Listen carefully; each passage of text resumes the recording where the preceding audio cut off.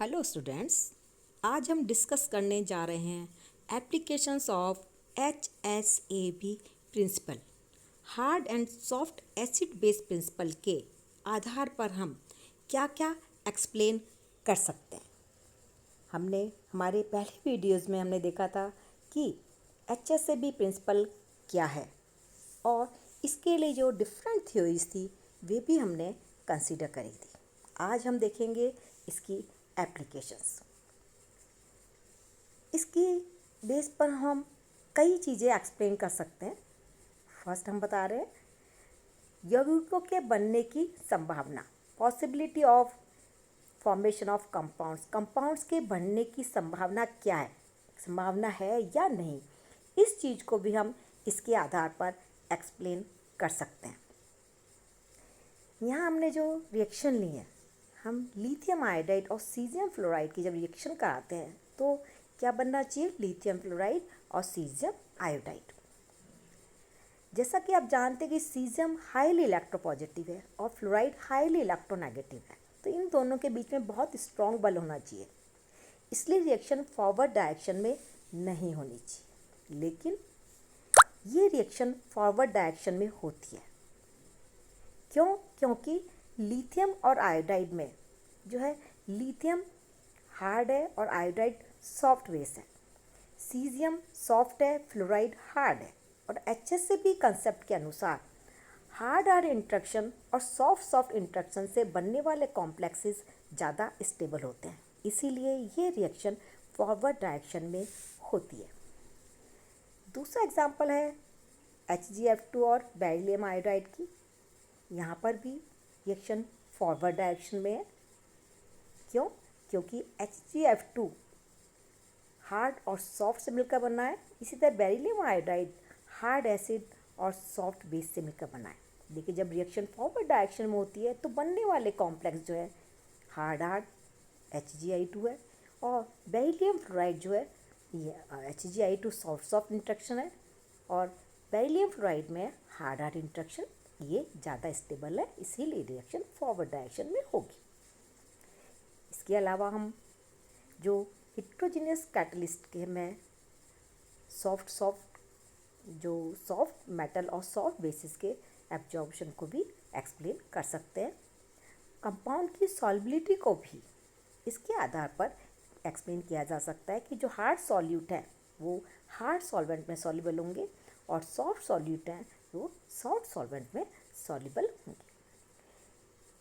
इसकी एक बहुत इम्पॉर्टेंट चीज़ जो हम बता सकते हैं इस कंसेप्ट के आधार पर कि जो नेचर में जो मेटल्स हैं, मेटल्स की अक्रेंस किस तरह से, जैसे आपने देखा हो कि जो कैल्शियम, मैग्नीशियम, एल्यूमिनियम जो हम नेचर के अंदर वो ऑक्साइड्स की फॉर्म में या कार्बोनेट्स की फॉर्म में मिलते हैं। जैसे कैल्शियम कार्बोनेट्स बहुत कॉमन और है। इसी तरह जैसे क्यूप्रस है कि Cu+, सिल्वर Hg2+, ये अधिकतर जो है सल्फाइड की फॉर्म में मिलते हैं नेचर के अंदर, जबकि निकिल, लेड और Cu2+ है, क्यूप्रिक आयन है, वो मिलते हैं अधिकतर सल्फाइड और कार्बोनेट्स दोनों की फॉर्म में मिलते हैं। इस चीज़ को भी हम HSAB प्रिंसिपल पर आसानी से समझा सकते हैं। कैसे? जो कैल्शियम, मैग्नीशियम, एल्यूमिनियम हमने देखा था कि ये हार्ड एसिड है। हार्ड एसिड हार्ड बेस के साथ ज़्यादा स्टेबल कॉम्प्लेक्स बनाएगा और कार्बोनेट और ऑक्साइड हैं ये हार्ड बेसिस है, इसलिए ये ऑक्साइड और कार्बोनेट्स की फॉर्म में मिलते हैं। जबकि Cu+, Ag+, Hg2+ ये तीनों सॉफ्ट एसिड है और जो सल्फाइड है वो भी सॉफ्ट बेस है, इसीलिए ये सल्फाइड की फॉर्म में मिलते हैं। निकिल 2+, लेड और क्यूप्रिक आयन है, ये तीनों जो हैं हार्ड और सॉफ्ट के बीच में, अर्थात बॉर्डर लाइन पर है। तो बॉर्डर लाइन पर है तो ये सल्फाइड और कार्बोनेट्स दोनों की फॉर्म में मिल जाते हैं। तो इस चीज़ को भी हम HSAB प्रिंसिपल के आधार पर एक्सप्लेन कर सकते हैं। इसके अलावा हम स्टेबिलिटी ऑफ कंपाउंड्स, कंपाउंड की स्टेबिलिटी को एक्सप्लेन कर सकते हैं कि कंपाउंड स्टेबल होगा या नहीं होगा, क्योंकि HCB के अनुसार हार्ड इंट्रैक्शन और सॉफ्ट इंट्रैक्शन से बनने वाले कॉम्प्लेक्सेस ज़्यादा स्टेबल होते हैं। यहाँ हम कुछ एग्जांपल ले रहे हैं। Ag प्लस और I माइनस की रिएक्शन कराते हैं तो क्या बनना चाहिए, AgI2 माइनस। इसी तरह सिल्वर की यदि फ्लोराइड के साथ रिएक्शन कराते हैं तो AgF2 बनना चाहिए। लेकिन हम देखते हैं AgI2 माइनस जो है स्टेबल कॉम्प्लेक्स है, जबकि AgF2 माइनस अनस्टेबल कॉम्प्लेक्स है। इसे हम आसानी से एक्सप्लेन कर सकते हैं। क्यों? क्योंकि सिल्वर है ये सॉफ्ट एसिड है और आयोडाइड सॉफ्ट बेस है, तो जो कॉम्प्लेक्स बनेगा वो सॉफ्ट इंट्रैक्शन होगी, जबकि Ag और F सिल्वर फ्लोराइड के अंदर आयन जो बन रहा है इसके अंदर क्या होगा, सिल्वर सॉफ्ट एसिड है, फ्लोराइड हार्ड बेस है, तो इंट्रैक्शन कैसा हुआ, सॉफ्ट और हार्ड। इसका मतलब लेस स्टेबल होगा, अनस्टेबल होगा। इस तरह हमने किप्रिक का भी एग्जांपल दे रखा है कि कोबाल्ट फ्लोराइड और कोबाल्ट आयोडाइड। कोबाल्ट फ्लोराइड के अंदर कोबाल्ट जो है हार्ड एसिड है और फ्लोराइड भी हार्ड है, तो जो कॉम्प्लेक्स बनेगा वो हार्ड इंट्रैक्शन से बनेगा, इसीलिए स्टेबल होगा। जबकि कोबाल्ट 3 जो आयोडाइड के साथ रिएक्शन करेगा तो वो अनस्टेबल होगा, क्योंकि बनने वाले कॉम्प्लेक्स में जो हार्ड और सॉफ्ट इंट्रैक्शन से बने। इसमें हम कंपाउंड्स की स्टेबिलिटी को भी आसानी से एक्सप्लेन कर सकते हैं।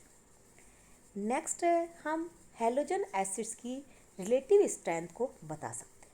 हैलोजन एसिड की रिलेटिव स्ट्रेंथ को हम आसानी से बता सकते हैं। कैसे बता सकते हैं कि जो फ्लोराइड, क्लोराइड, ब्रोमाइड, आयोडाइड, यदि हम इनकी हार्डनेस देखें तो फ्लोराइड सबसे ज़्यादा हार्ड है और आयोडाइड सॉफ्ट है, तो हार्डनेस आयोडाइड से फ्लोराइड तक बढ़ रही है। साथ ही जो H+ है वो भी एक हार्ड एसिड है, ये हार्ड बेस है, ये हार्ड एसिड है। तो यदि जो इनके हैलोजन एसिड है क्या क्या होंगे, फ्लोरीन का HF, HCl, HBr और HI, तो इनकी रिलेटिव स्ट्रेंथ क्या होगी, H और F के बीच में, क्योंकि हार्ड इंट्रैक्शन से बना है, ज़्यादा स्टेबल होगा। HI जो होगा हार्ड और सॉफ्ट इंट्रैक्शन से बना है वो लेस स्टेबल होगा। इसलिए जो एसिड स्ट्रेंथ होगी सबसे ज़्यादा किसकी होगी, HI की, और सबसे कम होगी HF की। तो इनकी हैलोजन एसिड की जो स्ट्रेंथ होगी HF से HI तक बढ़ेगी। नेक्स्ट है आपका poisoning of metal catalyst. Metal catalyst की आपने सुना होगा कि हम कहते हैं कि मेटल कैटलिस्ट की पॉइजनिंग हो जाती है, उनका विषाक्तन हो जाता है। विषाक्तन से मतलब यह है कि जब जो रिएक्शंस हैं यदि हम उनमें उनकी रेट ऑफ रिएक्शन बढ़ाने के लिए हम कोई कैटलिस्ट यूज़ करते हैं। कैटलिस्ट क्या करता है, जो रिएक्टेंट है उनको सरफेस प्रोवाइड करता है, एडजॉर्ब करता है और प्रोडक्ट बनते हैं। रिएक्टेंट पास आएंगे और प्रोडक्ट बन जाए। लेकिन यदि हम जो कैटलिस्ट पैलेडियम और platinum as a catalyst use करते हैं और उनमें यदि रिएक्शन में CO है, ओलिफिन है, फास्फोरस आर्सेनिक के लिगेंड्स हैं, ट्राइल्काइल फास्फीन, ट्राइल्काइल आर्सेनिक, इन तरह के लिगेंड्स से क्या होता है, बेसिस से इन मेटल आयन की पॉइजनिंग हो जाती है। पॉइजनिंग का कारण क्या होगा कि जो मेटल आयन है ये सॉफ्ट एसिड है और ये जो लिए है बेसिस ये सॉफ्ट बेस है, तो मेटल आयन पर ये जो बेसिस है एडजॉर्ब हो जाते हैं, क्योंकि इनमें इंट्रैक्शन ज़्यादा होगा और ये एक्टिव साइट को ब्लॉक कर देंगे, और एक्टिव साइट यदि ब्लॉक हो जाएगी तो जो रिएक्टेंट है सरफेस पर एडजॉर्ब नहीं होगी।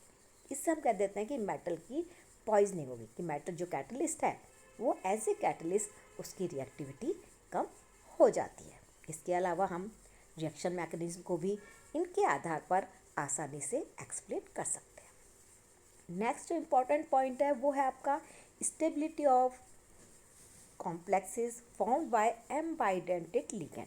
उभयदंतुक लिगेंड के साथ बनने वाले कॉम्प्लेक्सेस की स्टेबिलिटी को भी हम समझा सकते हैं। एम्बाइडेंटेड लिगेंड क्या होते हैं, वे लिगेंड जिनमें मोनोडेंटेड है लेकिन में 2 डोनर एटम होते हैं और एट ए टाइम एक ही डोनर एटम बॉन्ड बनाता है। फॉर एग्जांपल HCN है, थायोसाइनेट आयन है, इसके अंदर सल्फर और नाइट्रोजन दोनों डोनर एटम है जो एज ए डोनर काम कर सकते हैं। यदि सल्फर अपना इलेक्ट्रॉन देगा तो थायोसाइनेट कॉम्प्लेक्स बनेगा, लेकिन यदि नाइट्रोजन अपना इलेक्ट्रॉन देगा तो आइसोथायोसाइनेट कॉम्प्लेक्स बनेगा। यदि धातु आयन कठोर एसिड है तो HCN का कठोर भाग, इसका मतलब HCN जो लिगेंड है वो नाइट्रोजन के थ्रू मेटल आयन से जुड़ेगा।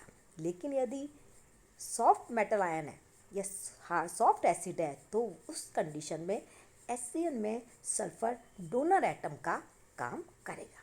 इसको एम बाइडेंडेड लिगेंड से बनने वाले कॉम्प्लेक्सेस की स्टेबिलिटी को समझा सकते हैं। नेक्स्ट पॉइंट है, हम कंपाउंड्स की सॉल्युबिलिटी को भी एक्सप्लेन कर सकते हैं कि कोई कंपाउंड जो है किसी सॉल्वेंट में सॉल्युबल होगा या नहीं होगा। इससे हम HSAB प्रिंसिपल के आधार पर समझा सकते हैं। फॉर एग्जांपल HgO है, मर्क्यूरिक ऑक्साइड है।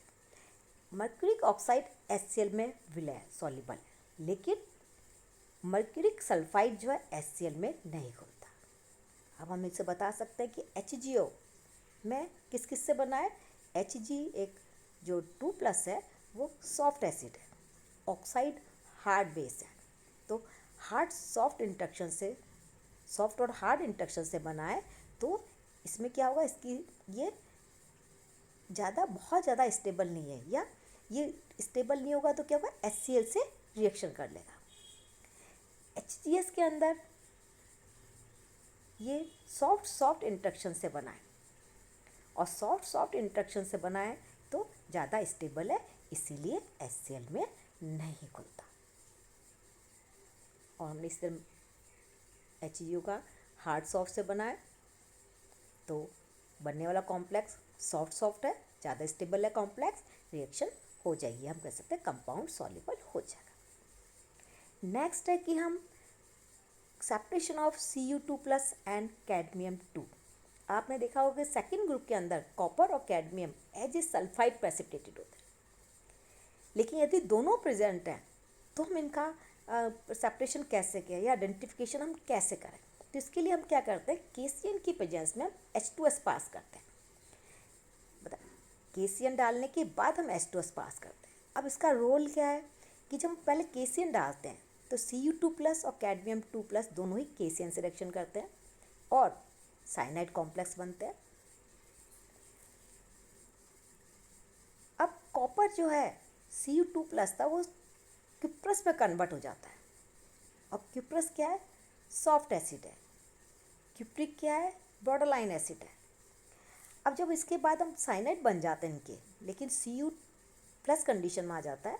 जब हम H2S पास करते हैं तो Cu+ की एफिनिटी साइनाइड के लिए सल्फाइड की तुलना में ज़्यादा है। इसीलिए क्या होगा, कैडमियम जो है H2S के कैडमियम साइनाइड जो है H2S के साथ रिएक्शन करके जो है कैडमियम सल्फाइड दे देगा, जबकि क्यूप्रस का जो साइनो कॉम्प्लेक्स है वो H2S के साथ रिएक्शन नहीं करेगा, या हम कह सकते हैं कि Cu+ की एफिनिटी साइनाइड के साथ सल्फाइड की तुलना में ज़्यादा है। तो इसलिए जो उस कंडीशन में सिर्फ कैडमियम सल्फाइड ही प्रेसिपिटेटेड होगा। तो हम ये कह सकते हैं इनका सेपरेशन और आइडेंटिफिकेशन कर सकते हैं। सिम्बायोसिस हमने लिया था हमारे पहले वीडियोस में, HSAB प्रिंसिपल के अनुसार हमने लिया था कि जो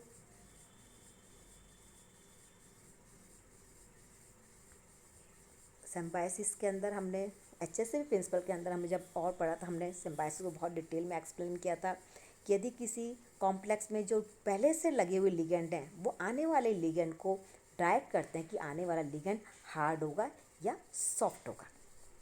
जैसे इस तरह से बता रखा है, कोबाल्ट है, ये कम स्थायी है क्योंकि कोबाल्ट इसके अंदर लेस स्टेबल है, लेकिन जब इस साइनाइड और आयोडाइड जो है, इसके अंदर साइनाइड भी सॉफ्ट लिगेंड है, आयोडाइड भी सॉफ्ट लिगेंड है, ये ज़्यादा स्टेबल है, जबकि इसके अंदर साइनाइड जो है सॉफ्ट लिगेंड है, फ्लोराइड हार्ड है। जब कोबाल्ट से साइनाइड जुड़ गया तो सॉफ्ट बन गया, और सॉफ्ट होने के बाद ये सॉफ्ट और हार्ड कॉम्बिनेशन, यहाँ पर सॉफ्ट और सॉफ्ट कॉम्बिनेशन है।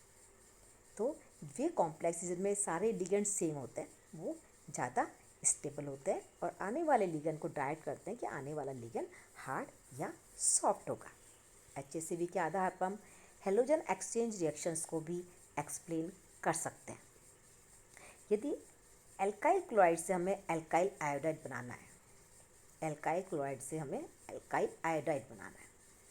आयोडाइड क्या पता है हमें, सॉफ्ट बेस है, तो इसके लिए हम क्या करेंगे, सोडियम आयोडाइड काम में लेंगे। कि सोडियम आयोडाइड क्या है, हार्ड और सॉफ्ट कॉम्बिनेशन है जो कि लेस स्टेबल होगा, तो हमें एल्काइल का आयोडाइड मिल जाएगा। लेकिन यदि हमें एल्काइल आयोडाइड से हमें एल्काइल फ्लोराइड बनाना है, या क्लोराइड से हम आयोडाइड बना रहे हैं और आयोडाइड से हमें फ्लोराइड बनाना है, तो फ्लोराइड बनाना है तो हम क्या काम में लेंगे, सिल्वर फ्लोराइड काम में लेंगे। क्योंकि सिल्वर क्या है, सॉफ्ट और हार्ड कॉम्बिनेशन है। तो सॉफ्ट और हार्ड कॉम्बिनेशन है तो बनने वाले कॉम्प्लेक्स में क्या होगा, ये एल्काइल का फ्लोराइड बन जाएगा, ये लेस स्टेबल होगा और ये एल्काइल फ्लोराइड बन जाएगा। तो हम हेलोजन एक्सचेंज रिएक्शन को भी इसके बेस पर एक्सप्लेन कर सकते हैं। इसके अलावा डायरेक्शन ऑफ रिएक्शन, अभिक्रिया की दिशा को बता सकते हैं कि अभिक्रिया फॉरवर्ड डायरेक्शन में होगी या बैकवर्ड डायरेक्शन में होगी। कि बनने वाला कॉम्प्लेक्स यदि हार्ड हार्ड या सॉफ्ट सॉफ्ट है तो रिएक्शन फॉरवर्ड डायरेक्शन में होगी, लेकिन यदि बनने वाला कॉम्प्लेक्स हार्ड सॉफ्ट कॉम्बिनेशन से बना है तो रिएक्शन बैकवर्ड डायरेक्शन होगी। जैसा कि आप ये देख रहे हैं रिएक्शन, ये हार्ड एसिड है मिथाइल मरकरी, सॉफ्ट एसिड है OH, हार्ड बेस है, तो रिएक्शन क्या होगी, फॉरवर्ड डायरेक्शन में होगी। देखिए इस रिएक्शन के अंदर ये हार्ड है, ये सॉफ्ट कॉम्बिनेशन से बना हुआ है, तो रिएक्शन बैकवर्ड डायरेक्शन में होगी। तो रिएक्शन के डायरेक्शन को भी हम एक्सप्लेन कर सकते हैं। साथ ही हम हाइड्रोलिसिस को एक्सप्लेन कर सकते हैं कि जल अपघटन होगा या नहीं होगा। जैसे लिथियम आयोडाइड है, लिथियम आयोडाइड का हाइड्रोलिसिस हो जाता है जबकि लिथियम फ्लोराइड का हाइड्रोलिसिस नहीं होता। अब हम क्यों नहीं होता, लिथियम आयोडाइड के अंदर लिथियम हार्ड एसिड है और आयोडाइड सॉफ्ट बेस है, ये अस्थायी है। और जब रिएक्शन होती है वाटर के साथ तो लिथियम हाइड्रोक्साइड बनता है जो कि लिथियम हार्ड है और हाइड्रोक्साइड हार्ड है। हार्ड हार्ड कॉम्बिनेशन से बनने वाले कॉम्प्लेक्स ज़्यादा स्टेबल है। अब लिथियम फ्लोराइड क्योंकि ऑलरेडी हार्ड हार्ड कॉम्बिनेशन से बना हुआ है, ज़्यादा स्टेबल है, इसलिए इसका हाइड्रोलिसिस नहीं होगा। तो इस तरह से हम बहुत सी रिएक्शंस को इस HCl प्रिंसिपल के आधार पर एक्सप्लेन कर सकते हैं। इसमें एक्सप्लेन वाई क्वेश्चंस ज़्यादा पूछे जाते हैं, तो एक्सप्लेन वाई के अंदर जब आपसे पूछते हैं तो आपको इनके हार्ड जो कंपाउंड होगा उसको हार्ड और सॉफ्ट में आपको एक तरह से उसको डिवाइड करना होगा और देखना होगा कि जो कंपाउंड बन रहा है वो हार्ड हार्ड कॉम्बिनेशन है या हार्ड और सॉफ्ट कॉम्बिनेशन है। उसके अकॉर्डिंग हम उन चीज़ों को एक्सप्लेन करते हैं।